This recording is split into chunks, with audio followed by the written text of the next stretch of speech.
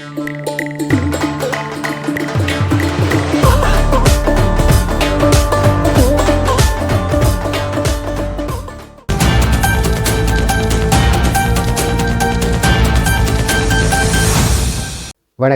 Indian செய்தி காணொளியில் உங்களை சந்திப்பதில் மகிழ்ச்சி.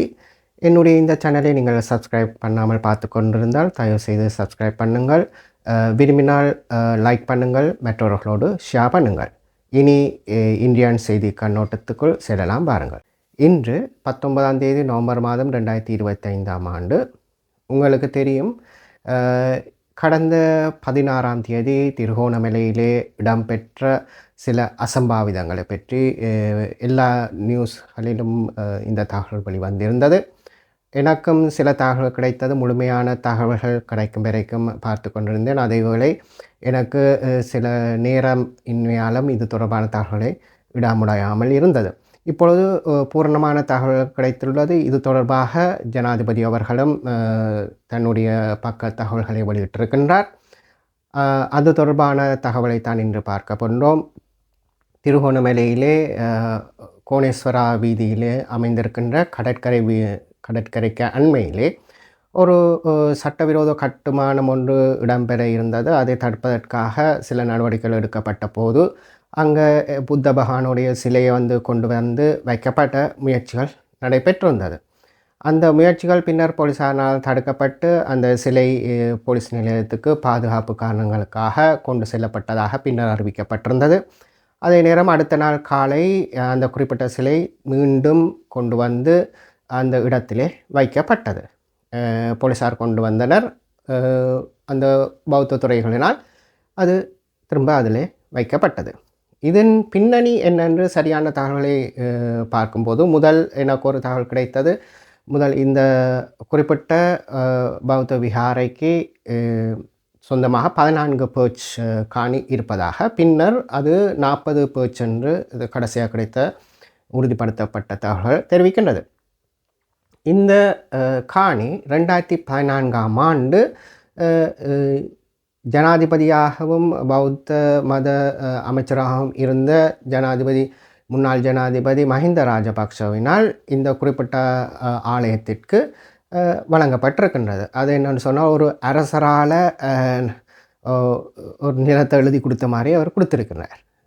அப்போ 40 அதுக்கு முதல் இதில் ஒரு பௌத்த போதனைக்குரிய ஒரு பாடசாலை மாதிரி ஒன்று இருந்ததாக சொல்லப்படுது. அதில் எந்த விதமான பௌத்த விஹாரையோ எதுவும் இருக்கவில்லை என்பதுதான், இது சிலைகளோ இருக்கவில்லை என்பதுதான் உறுதிப்படுத்தப்பட்ட தகவல்கள்.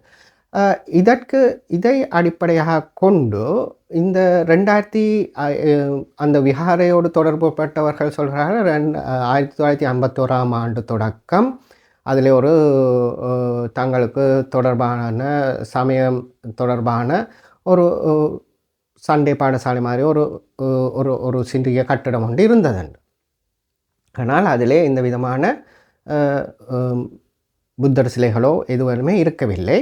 ஆனால் இது தொடர்பாக 2002ஆம் ஆண்டு இடம்பெற்ற சுனாமியிலே அந்த குறிப்பிட்ட கட்டிடம் அழிவடைந்து விட்டதாகவும் அதன் பின்னர் அது புனரமைக்கப்படவில்லை என்றும் தெரிவிக்கப்படுகின்றது.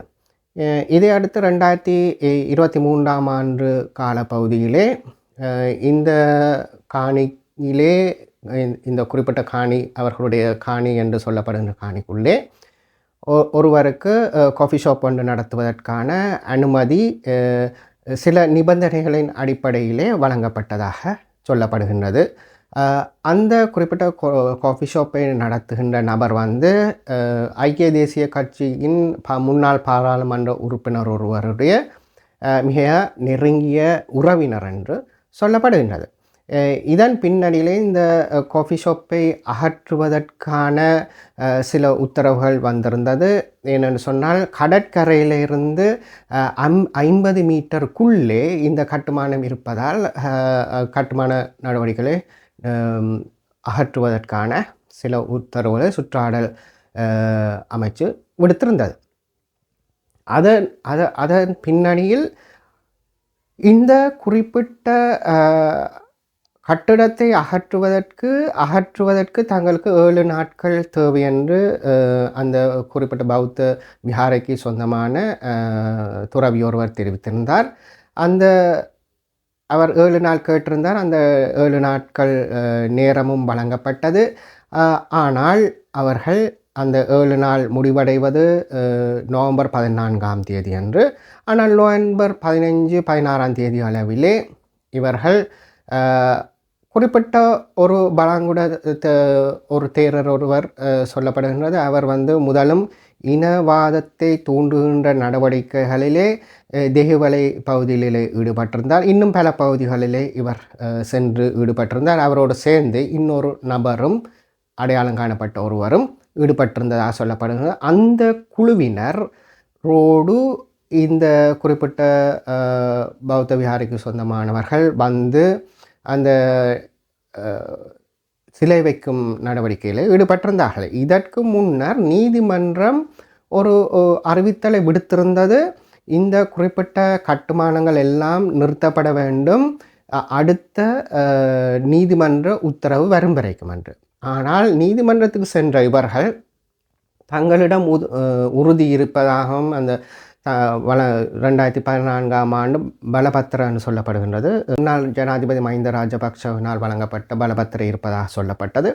அதற்கு அமைய அவர்களுடைய எல்லா லீகல் டாக்குமெண்ட்ஸ் எல்லாம் கையில் இருக்கும்போது லீகலி அந்த விடயம் நீதிமன்றத்திலே சென்று கொண்டிருக்கும் போது இவர்கள் அவசரப்பட்டு 16ஆம் தேதி சில கட்டுமான பணிகளை ஆரம்பித்திருந்தது சில கேள்விகளை எல்லோர் மனதிலும் ஏற்படுத்தி இருந்தது. ஏனென்று சொன்னால் உங்களுக்கு தெரியும், 2025ஆம் ஆண்டு நவம்பர் மாதம் 21ஆம் தேதி எதிர்க்கட்சிகள் பேரணி ஒன்றை நடத்துவதற்கு நாமல் ராஜபக்ஷ அவர்கள் ஒரு வேண்டுகோளை விடுத்திருந்தார்.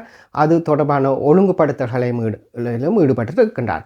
அந்த ஒழுங்குபடுத்தல்களின் ஒரு விடயமாக பல பௌத்த தேர்களிலே இவர் சந்தித்திருந்தார். அதற்கு அமையவோ அல்லது இந்த விடயம் நடப்பதற்கு முன்னால் இந்த விஹாரியுடன் தொடர்புடைய 2 காவியுடையினரையும் இவர் சந்தித்திருந்தார்.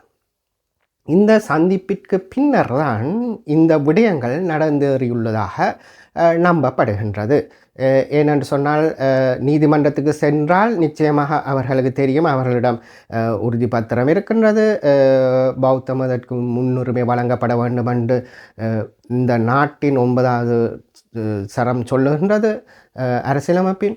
அப்பொழுது தங்களுக்கு எந்தவித பாதிப்பும் வராது என்று தெரியத்தக்கதாக நீதிமன்றத்திலே ஒரு வழக்கு இது தொடர்பாக நடைபெற்று வருகின்ற இந்த நேரத்தில் இந்த குறிப்பிட்ட ஒரு குழுவினர் இவர்களை தூண்டி, இந்த விஹாரையை சேர்ந்தவர்களை தூண்டிவிட்டு அந்த இடத்தில் ஒரு குழப்பகரமான ஒரு விடயத்தை தோற்றுவித்திருந்தார்கள். இதன் பின்னணி இந்த மாதம் 21ஆம் தேதி எதிர்கட்சிகளின் கூட்டம் நுகைகொடையில் நடைபெற இருப்பது தெரியும் உங்களுக்கு.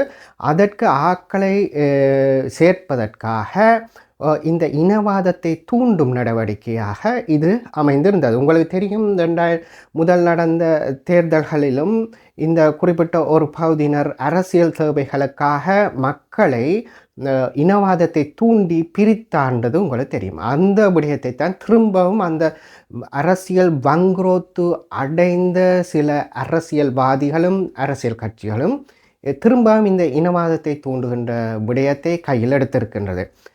இது தொடர்பாக ஜனாதிபதி அவர்கள் பாராளுமன்றத்தில் தெரிவிக்கும் போது தாங்கள் இந்த நாட்டில் இனி இனமோதலோ இனபேதங்களை உருவாக்குகின்ற முயற்சிகளுக்கு இனி இடமில்லை. அது நடந்ததுன்னு சொன்னால் அது ஒரு பாஸ்ட் ஆக்டிவிட்டியாக தான் இருக்கும், ஃபியூச்சர் ஆக்டிவிட்டியாக அது இருக்க முடியாது தாங்கள் பதவியில் இருக்கும் வரைக்கும் என்று. அத்துடன் ஜனாதிபதி அவர்களும் இந்த காஃபி ஷாப் இருந்ததையும் உறுதிப்படுத்தியிருந்தார். அதேபடி அங்கே எந்த விதமான பௌத்த கட்டுமானங்கள் இருக்கவில்லை என்பதையும் ஜனாதிபதி அவர்களும் பாராளுமன்றத்தில் வெளிப்படையாக தெரிவித்திருந்தார். அதேவேளை இந்த குறிப்பிட்ட விடயம் நீதிமன்றத்தில் இருப்பதையும் ஜனாதிபதி தெரிவித்திருந்தார். இந்த நீதிமன்றத்தில் இந்த விடயம் இருக்கும் போது ஏன் இவர்கள் இங்கே இவ்வாறான ஒரு குழப்பத்தை உருவாக்கினார்கள், அதன் நோக்கம் உங்களுக்கு புரியும் என்பதையும் ஜனாதிபதி அனுரகுமார் திசாநாயக்கா அவர்கள் பாராளுமன்றத்திலே வெளிப்படையாகவே தெரிவித்திருந்தார். ஆகவே இதில் எந்த ஒளிமறைவும் இல்லை. அரசாங்கம் சரியான நடவடிக்கைகளை மேற்கொண்டு வருகின்றது. பாராபட்சமற்ற ஒரு நடவடிக்கையை மேற்கொண்டு வருகின்றது. நாங்கள் ஒரு தகவலை இந்த மாதிரியான ஒரு சென்சிட்டிவான ஒரு விடயம் நடைபெறும்போது சரியான தகவல்களை கிடைத்த பின்னர் தான் நாங்கள் ஊடகவியலாளர்களோ அல்லது சமூக வலைத்தளங்கள் ஏற்பாட்டாளர்களோ தங்களுடைய விடயங்களை பதிவிட வேண்டும் என்பதுதான் என்னுடைய தாழ்மையான கருத்து. இந்த விடயங்களை அறியாமல் நாங்கள் அரசாங்கத்தை குற்றஞ்சாட்டுவதிலோ பயன் இல்லை. இந்த விடயங்களை நீங்கள் அனலைஸ் பண்ணி பார்த்தால் உங்களுக்கு தெரியும், இதுக்கு பின்னாலே ஒரு கூட்டம் இருக்கின்றது. இப்போதைய அரசாங்கத்துக்கு ஒரு பொறி வைக்கப்பட்டது. அந்த பொறி வைக்கப்பட போவது அரசாங்கத்துக்கு தெரியாமல் இருந்து விட்டது. அதுதான் அரசாங்கத்தின் தவறு. அரசாங்கம் இந்த குறிப்பிட்ட சில இனவாதிகளை கண்காணிக்க வேண்டும், அவர்களுடைய செயற்பாடுகளை கண்காணிக்க வேண்டும். அப்படி கண்காணித்திருந்தால் இவர்கள் வைக்க இருக்கின்ற பொறியை முதலே இந்த அரசாங்கம் அறிந்திருந்து அதை தடுப்பதற்கான முன்னோடி நடவடிக்கைகளை எடுத்திருக்கலாம். அதுதான் இவர்களுடைய இப்போ தற்போதைய அரசாங்கத்தின் குறைபாடு என்று நான் சுட்டிக்காட்டலாம். இந்த பொறிக்குள் விழுந்த பின்னர் தான் அரசாங்கம் யோசிக்கணும் இந்த மாதிரி நடவடிக்கைகள் எடுப்பதுன்னு. என்ன 21ஆம் தேதி இந்த மாதிரி ஒரு விளையாட்டு பேக்ரவுண்டு செக் பண்ணி பார்க்கத்தான் பிறகு அரசாங்கத்துக்கு விளங்குது இப்படி விடயங்கள் இது ஒரு அரசியல் நிரல்படுத்தப்பட்ட ஒரு நிகழ்ச்சி திட்டம் என்பதை அரசாங்கம் புரிந்து கொண்டது. நாட்டு மக்களும் புரிந்து கொண்டார்கள். ஆனாலும் சில தொடர்பு சாதனங்கள் அல்லது வெகுஜன ஊடகங்கள் சில விடயங்களை மறைத்து வெளியிட்டிருந்தது. முழு விடயத்தையும் வெளியிடாமல் போலீசாரினால் காவியுடையினர் தாக்கப்படுவதை அவர்கள் வெளியிட்டிருந்தார்கள். ஆனால் அந்த காவியுடையினரால் கன்னத்தில் அறைவாங்க ஒரு போலீசாருக்கு அறைகின்ற விடயத்தை அவர் பிளர்ட் பண்ணி காட்டுகின்றார்கள். ஆகவே இங்கே இவர்கள் ஒரு குறிப்பிட்ட பகுதியினரை மாத்திரம் ஒரு வன்முறையாளர்களாக காட்ட முயற்சிக்கப்படுகின்றதை ஒழிய போலீசார் தான் வன்முறையில் ஈடுபட்டார்கள் என்று காட்ட முயற்சிக்கின்றார்கள் ஒழிய அந்த குறிப்பிட்ட காவியுடையினர் நடந்து கொண்ட வன்முறை நடவடிக்கைகளை இந்த குறிப்பிட்ட சில வெகுஜன ஊடகங்கள் மக்களுக்கு வழிகாட்ட தவறிவிட்டது. ஆனால் சமூக வலைத்தளங்களில் இந்த விடயங்கள் காவியுடையினரால் போலீசார் தாக்கப்படுவது துல்லியமாக வெளிவந்திருந்தது. ஆகவே வெகுஜன ஊடகங்கள் எல்லா விடயத்தையும் வெளியிடுவதென்றால் முழுமையான விடயத்தை வெளியிட வேண்டும். இனவாதத்தை குரோதத்தை உருவாக்குகின்ற விடயங்களை தமிழ் பக்கத்திலும் வெளியிடக்கூடாது, சிங்கள ஊடகங்களும் வெளியிடக்கூடாது என்பதுதான் எங்களுடைய தாழ்மையான அபிப்பிராயம். இனி இந்த நாடு இன பேதமற்ற ஒரு விடயத்தை நோக்கி நகர வேண்டும். நகர்ந்தால்தான் இந்த நாடு ஒரு அபிவிருத்தி அடைந்த நாடு மாதிரி வரலாம். சிங்கப்பூரை எடுத்துக்கொண்டால் அங்கே இனப்பேதம் இல்லை, மதபேதம் இல்லை, எல்லோரும் சமமாக நடத்தப்படுகின்றார்கள். அந்த மாதிரி ஒரு நிலைமை இலங்கையில் வந்தால்தான் இந்த விடயங்கள் அபிவிருத்தி என்ற விடயங்களோ அல்லது இலங்கை முன்னேற்றம் அடைகின்ற ஒரு விடயமோ சாத்தியப்பாடு அடையும். ஆகவே இந்த மதவாதத்தை தூண்டுகின்றவர்களும் இனவாதத்தை தூண்டுகிறவர்களும் கடுமையாக தண்டிக்கப்பட வேண்டும். அது தண்டிக்கப்பட வேண்டிய சட்டத்திட்டங்கள் உருவாக்கப்பட வேண்டும். ஏற்கனவே சட்டத்திட்டங்கள் இருக்கின்றது. அப்படி அந்த சட்டத்திட்டங்கள் காணாமல் இருந்திருந்தால் அது தொடர்பான சட்டத்திட்டங்கள் உருவாக்கப்பட வேண்டும், அது அமுல்படுத்த வேண்டும். இந்த நாட்டிலே போதை வஸ்து கலாச்சாரம் ஒழிக்கப்பட வேண்டும், இனவாதம் மதவாதம் ஒழிக்கப்பட வேண்டும். இந்த மூன்றும் நடைபெற்றால் எங்களுடைய இலங்கை முன்னோக்கிய பயணத்தை மேற்கொள்ள முடியும். இலங்கைக்கு எவ்வளோ காலம் பின்தங்கி இருந்தது சிங்கப்பூர். 1970களுக்கு முன்னர் சிங்கப்பூர் மிகவும் பின்தங்கிய நாடாக இருந்தது. ஆனால் இன்று சிங்கப்பூர் எங்கேயோ போய்விட்டது. ஆனால் இலங்கை பின்தங்கி இருக்கிறது. இலங்கை பின்தங்கி இருப்பதற்கான காரணம் இனவாதம் மதவாதம் மற்றும் போதைப்பொருள் பாவனை, திறந்த அரசியல் தலைமைத்துவம் இல்லை. அது இப்பொழுது சிறந்த அரசியல் தலைமைத்துவம் ஒன்று கிடைத்திருக்கின்றது. ஆகவே அந்த சிறந்த அரசியல் தலைமைத்துவத்தை நாங்கள் பலப்படுத்துவதற்கான முயற்சிகளை மேற்கொள்ள வேண்டும். அவர்களுடைய கைகளை பலப்படுத்துகின்ற முயற்சிகளை மேற்கொள்ள வேண்டும். இலங்கையின் வடபகுதியிலே கூட்டமைப்பினர் சஜித் பிரேமதாசாவிற்கு வாக்கு சேகரித்து கொடுத்தார்கள். போன ஜனாதிபதி தேர்தல் 1,00,000க்கு மேற்பட்ட மக்கள் சஜித் பிரேமதாசாவுக்கு வாக்களித்திருந்தார். அவர் இந்த திருகோணமலை விடயம் தொடர்பாக பாராளுமன்றத்தில் நிகழ்த்திய உரைதான் மிகவும் மோசமானது.